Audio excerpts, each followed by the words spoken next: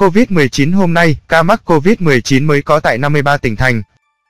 Ngày 25 tháng 10, Bộ Y tế cho biết cả nước ghi nhận 3.620 ca mắc COVID-19 mới tại 53 tỉnh thành. Với 1.573 ca cộng đồng, Hà Nội trong ngày ghi nhận 18 ca mắc. Tính từ 17 giờ ngày 24 tháng 10 đến 17 giờ ngày 25 tháng 10, trên hệ thống quốc gia quản lý ca bệnh COVID-19 ghi nhận 3.639 ca nhiễm mới.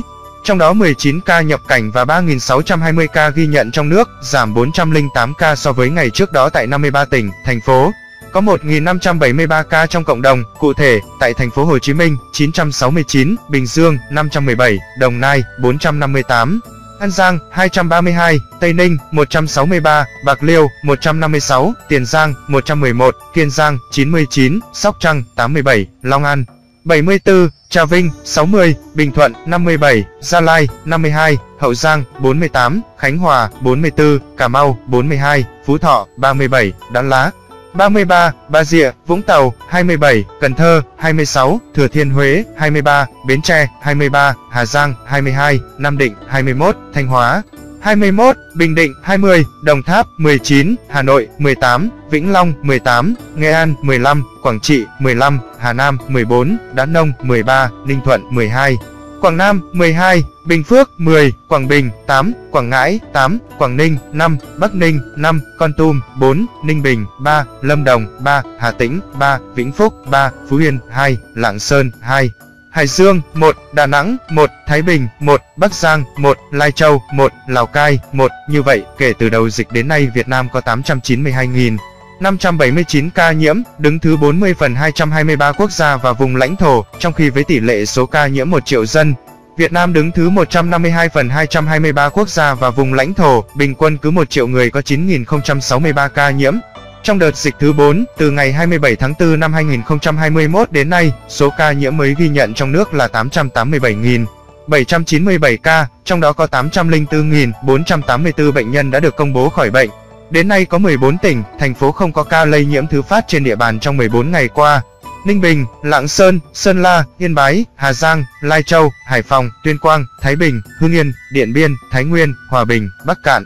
Các địa phương ghi nhận số nhiễm tích lũy cao trong đợt dịch này: Thành phố Hồ Chí Minh 426.090, Bình Dương 229.357, Đồng Nai 61.990, Long An 34.301, Tiền Giang 15.737.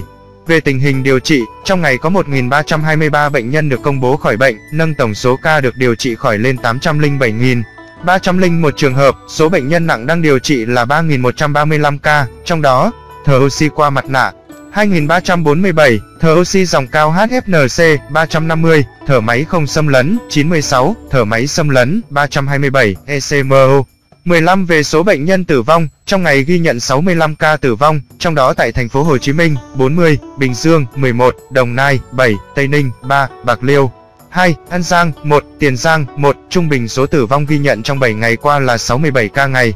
Tổng số ca tử vong do COVID-19 tại Việt Nam tính đến nay là 21.738 ca, chiếm tỷ lệ 2,5% so với tổng số ca nhiễm. So với thế giới, tổng số ca tử vong Việt Nam xếp thứ 34 phần 223 quốc gia và vùng lãnh thổ.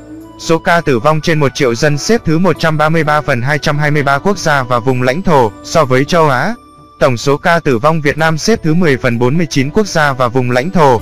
Số ca tử vong trên 1 triệu dân xếp thứ 28 phần 49 quốc gia và vùng lãnh thổ.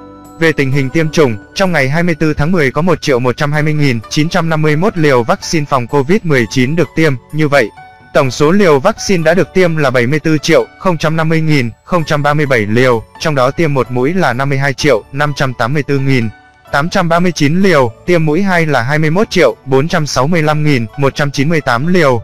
Về diễn biến dịch tại thành phố Hồ Chí Minh, hiện số ca F0 đang cách ly điều trị tại nhà là 15.421 người. Số ca đang cách ly tại các cơ sở cách ly tập trung là 4.825 người. Hiện nay tổng số ca đang điều trị tại bệnh viện tầng 2, 3 là 10.996 người. Số trẻ em dưới 16 tuổi nhiễm đang điều trị là 746 người. Số phụ nữ mang thai đang điều trị là 128 người. Tại Hà Nội, liên quan đến ổ dịch COVID-19 mới ghi nhận ngày 24 tháng 10, huyện Quốc Oai, Hà Nội đã phong tỏa tạm thời 5 khu dân cư và trụ sở 3 đơn vị để phục vụ cho việc truy vết, cách ly, lấy mẫu xét nghiệm.